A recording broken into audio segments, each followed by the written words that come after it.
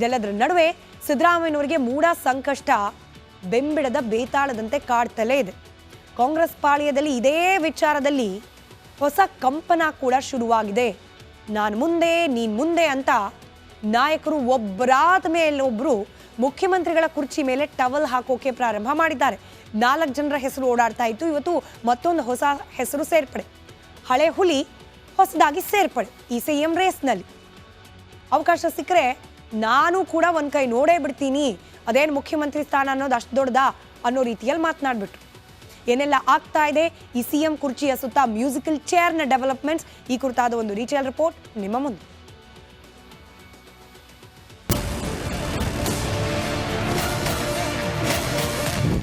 CM ಗಾದಿಗಾಗಿ ಕೈನಲ್ಲಿ ಗುದ್ದಾಟ. ಹೂ ಅಂದ್ರೆ ನಾನೇ ಸಿಎಂ ಎಂದ ಆರ್ವಿಡಿ. ಮೂಡ ಹಗರಣದಲ್ಲಿ ಸಿಲುಕಿ ಸಿಎಂ ಸಿದ್ದರಾಮಯ್ಯ ಒದ್ದಾಡ್ತಿದ್ದಾರೆ. ಸದ್ಯ ಕೋರ್ಟ್ನಲ್ಲಿ ಪ್ರಾಸಿಕ್ಯೂಷನ್ ಫೈಟ್ ನಡೀತಿದ್ದು, ಇತ್ತ ಸಿಎಂ ಗಾದಿಗಾಗಿ ಗುದ್ದಾಟ ಜೋರಾಗಿದೆ. ಸಿದ್ದರಾಮಯ್ಯ ಅನುಮತಿ ಕೊಟ್ರೆ ನಾನೇ ಸಿಎಂ. ಆರ್.ವಿ. ದೇಶಪಾಂಡೆ ಅವರು ಪರೋಕ್ಷವಾಗಿಯೇ ಸಿಎಂ ಆಗೋ ಆಸೆಯನ್ನ ಬಿಚ್ಚಿಟ್ಟಿದ್ದಾರೆ. ನಾನು ಸಚಿವ ಆಗಿ ದಣಿದಿದ್ದೇನೆ, ಇನ್ನೇನಿದ್ರು ಸಿಎಂ ಎಂದು ಹೇಳಿದ್ದಾರೆ. ನಾನು ಸಚಿವ ಆಗಿ ಆಗಿ ಆಗಿ ಆಗಿ ಆಗಿ ದಣಿದಿದ್ದೇನೆ, ಆದ್ರೆ ಈಗ ಮುಖ್ಯಮಂತ್ರಿ ಆಗ್ಬೇಕು, ಸಚಿವ ಏನಾಗಬೇಕು ಆಸೆ ಇದೆಯಾ ಸರ್? ಅದು ನನಗೆ ಆಸೆ ಆಗಿರ್ಬೇಕು, ನಿಮ್ಮಂತ ಜನರಿಗೆ ಆಸೆ ಅದೆಲ್ಲ ಆಗ್ಬೇಕು. ನೋಡಪ್ಪ, ಲೈಫ್ದಲ್ಲಿ ಎಂಬಿಷನ್ ಎಲ್ಲರಿಗೂ ಇರ್ತದೆ, ಅದು ಹಿಂದೆ ಓಡಬಾರ್ದು.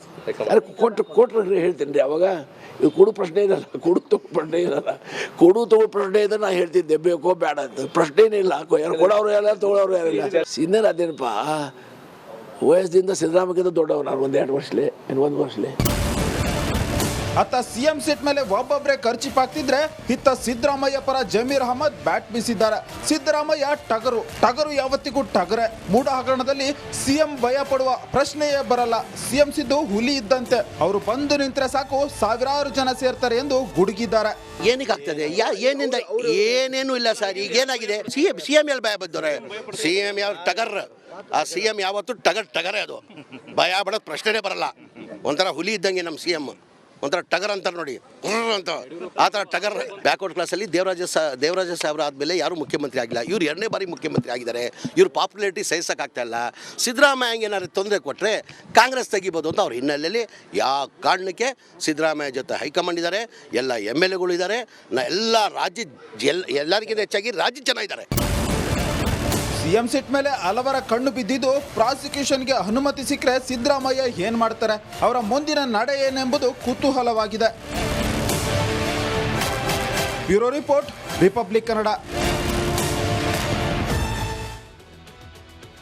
ಆರ್.ವಿ. ದೇಶಪಾಂಡೆ ಅವರೇನೋ ನಾನು ಸಿಎಂ ಆಗ್ತೀನಿ ಅಂದ ತಕ್ಷಣ ಡಿ.ಕೆ. ಶಿವಕುಮಾರ್ ಅವರು ಸುಮ್ಮನೆ ಇದ್ಬಿಡ್ತಾರಾ? ಡಿ.ಕೆ. ಶಿವಕುಮಾರ್ ಅವರು ರಿಯಾಕ್ಟ್ ಮಾಡಿದ್ದಾರೆ. ಬೇರೆ ಏನು ಮಾಡ್ತಾರೋ ಇಲ್ಲೋ ರಿಯಾಕ್ಟ್ ಅಂತೂ ಮಾಡಿದ್ದಾರೆ. ದೇಶಪಾಂಡೆ ಅವರು ಪಕ್ಷದ ಹಿರಿಯ ನಾಯಕರಿದ್ದಾರೆ, ಅವ್ರು ಆಸೆ ಪಡೋದ್ರಲ್ಲಿ ತಪ್ಪೇನಿಲ್ಲ, ಎಲ್ಲ ಒಳ್ಳೇದಾಗ್ಲಿ ಅಂತ ಹೇಳಿ ರಿಪಬ್ಲಿಕ್ ಕನ್ನಡಕ್ಕೆ ಡಿ.ಕೆ. ಶಿವಕುಮಾರ್ ರಿಯಾಕ್ಟ್ ಮಾಡಿದ್ದಾರೆ. ಕೇಳಿಸ್ಕೊಳ್ಳಿ ಡಿ.ಕೆ. ಶಿವಕುಮಾರ್ ಅವರ ಮಾತು. ಆರ್.ವಿ. ದೇಶಪಾಂಡೆ ಅವರು ನಾನು ಮುಖ್ಯಮಂತ್ರಿ ಅಂತ ಹೇಳ್ತಿದ್ದಾರೆ. ಒಳ್ಳೇದಾಗಲಿ, ನಡೀಲಿ ಪಾಪ, ಹಿರಿಯರಲ್ವಾ, ತಪ್ಪೇನಿದೆ ಸರ್. ಇನ್ನು ಗುಂಡಿಗಳು ಇನ್ನೂ ಸಿಟಿಯಲ್ಲಿ ಆಗಿದೆ ಸರ್, ಇನ್ನೂ ಮುಕ್ತ ಆಗಿಲ್ಲ. ಅದಕ್ಕೆ ನಾಳೆ ಬೆಳಗ್ಗೆ ಮಾತಾಡ್ತೀನಿ.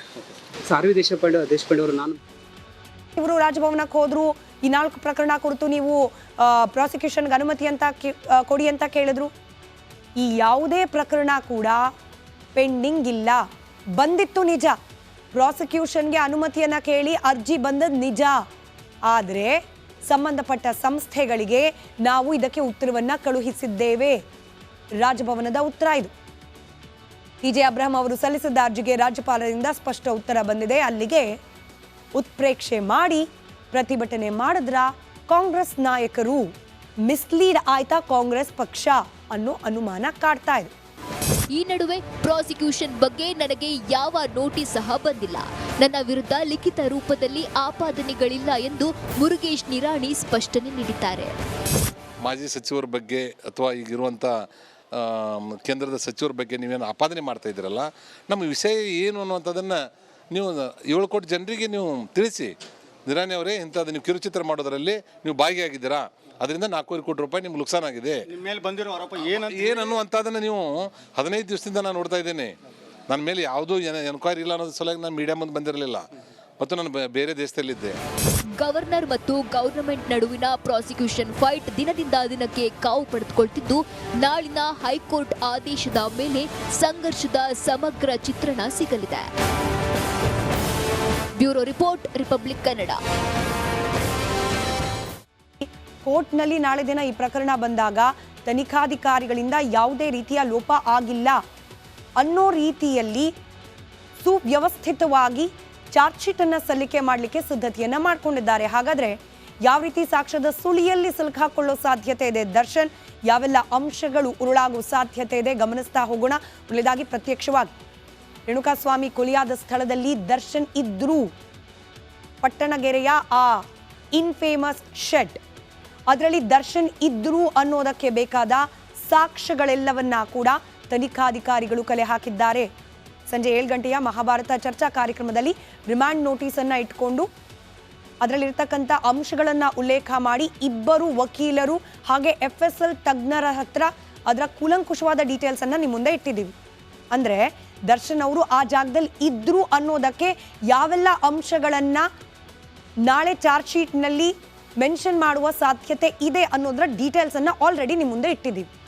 ಇದರ ಜೊತೆಗೆ ದರ್ಶನ್ ಸೇರಿದಂತೆ 6 ಜನರ ಮೊಬೈಲ್ ನೆಟ್ವರ್ಕ್ ಅಲ್ಲೇ ಇರೋದು ಪತ್ತೆಯಾಗಿದೆ. ಆ ಪಟ್ಟಣಗೆರೆಯ ಶೆಡ್ನ ಸುತ್ತಮುತ್ತ ಅಲ್ಲೇ ಇದ್ರು ಅನ್ನೋದಕ್ಕೆ ಇದು ಕೂಡ ಸಾಕ್ಷ್ಯವಾಗಿ ನಿಲ್ತಾ ಇದೆ. ಹಾಗೆ FSL ರಿಪೋರ್ಟ್ನಲ್ಲಿ ದರ್ಶನ್ ಅಂಡ್ ಗ್ಯಾಂಗ್ ಕ್ರೌರ್ಯ ಅನಾವರಣ ಆಗಿದೆ. ಇದನ್ನಂತೂ ಇಂಚಿಂಚಾಗಿ ರಿಪಬ್ಲಿಕ್ ಕನ್ನಡ ವಿವರಿಸಿದೆ.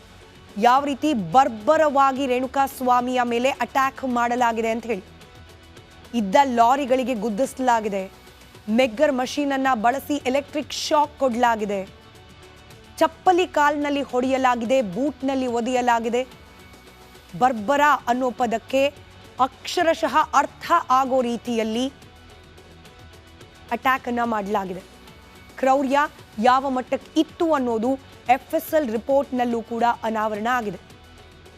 ಚಿಕ್ಕ ಸ್ಕ್ರಾಚ್ ಮಾರ್ಕ್ ಇದ್ರೂ ಕೂಡ ಡೆಡ್ ಬಾಡಿ ಮೇಲೆ ಅದು ಹೆಂಗ್ ಆಗಿರಬಹುದು ಅನ್ನೋದಕ್ಕೆ ಈ FSL ರಿಪೋರ್ಟ್ನಲ್ಲಿ ಸಾಕ್ಷ್ಯಗಳಿರುತ್ತೆ, ಅಂದರೆ ಡೀಟೇಲ್ಸ್ ಇರುತ್ತೆ. ಚಿಕ್ಕ ಸ್ಕ್ರಾಚ್ ಮಾರ್ಕ್ ಆಗಿದ್ರೂ ಕೂಡ ಅಂಥದ್ರಲ್ಲಿ ರೇಣುಕಾಸ್ವಾಮಿ ದೇಹದ ಮೇಲೆ ಅದೆಷ್ಟು ಗುರುತುಗಳು, ಯಾವ್ಯಾವ ರೀತಿಯಲ್ಲಿ ಆದ ಅಟ್ಯಾಕ್ನ ಗುರುತುಗಳು, ಇದೆಲ್ಲದರ ಡೀಟೇಲ್ಸ್ ಕೂಡ FSL ರಿಪೋರ್ಟ್ನಲ್ಲಿ ಅಡಕವಾಗಿದೆ. ರೇಣುಕಾಸ್ವಾಮಿಯ ಎದೆಯ ಎಲುಬು ಮುರಿದಿದೆ,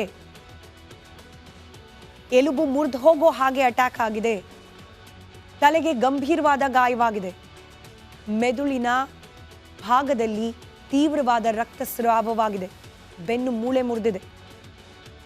ಒಂದು ಚಿಕ್ಕ ಗಾಯ ಆದ್ರೇನೆ ಅದು ಎಷ್ಟು ಕಿರಿಕಿರಿ ಮಾಡ್ತಾ ಇರುತ್ತೆ. ಎಲ್ಲೋ ಬಿದ್ದು ಒಂದು ಚಿಕ್ಕ ಕ್ರ್ಯಾಕ್ ಆದರೂ ಕೂಡ ಬೋನ್ನಲ್ಲಿ ಅದು ಎಷ್ಟು ದಿನ ಬೇಕು ಅದನ್ನು ಸುಧಾರಿಸ್ಕೊಳ್ಳೋಕೆ. ಅಂಥದ್ರಲ್ಲಿ ರಿಬ್ಗೇಜ್, ಬೆನ್ನಿನ ಮೂಳೆ ಮುರಿದು ಹೋಗೋ ಹಾಗೆ ಹೊಡೆದಿದ್ದಾರೆ ಅಂದರೆ ಆ ಮನುಷ್ಯ ಇನ್ನೆಷ್ಟು ನರಕ ಯಾತನೆಯನ್ನ ಅನುಭವಿಸಿ ತನ್ನ ಕೊನೆಯ ಉಸಿರನ್ನ ಎಳೆದಿರಬಹುದು. ಇಮ್ಯಾಜಿನ್ ಮಾಡ್ಕೊಳ್ಳಿ. ಕ್ರೌರ್ಯ ಅಂದರೆ ಯಾವ ಮಟ್ಟಕ್ಕಿರುತ್ತೆ ಅನ್ನೋದಕ್ಕೆ ಈ ಪ್ರಕರಣ ಕೂಡ ಸಾಕ್ಷ್ಯವಾಗಿ ನಿಲ್ತಾ ಇದೆ. ಇನ್ನು ದರ್ಶನ್ ಬಟ್ಟೆಯಲ್ಲಿ ರೇಣುಕಾಸ್ವಾಮಿಯ ರಕ್ತದ ಕಲೆ ಇರೋದು ಪತ್ತೆಯಾಗಿದೆ. ಲ್ಯೂಮಿನಲ್ ಟೆಸ್ಟ್ನಲ್ಲಿ ಇದು ದೃಢವಾಗಿದೆ.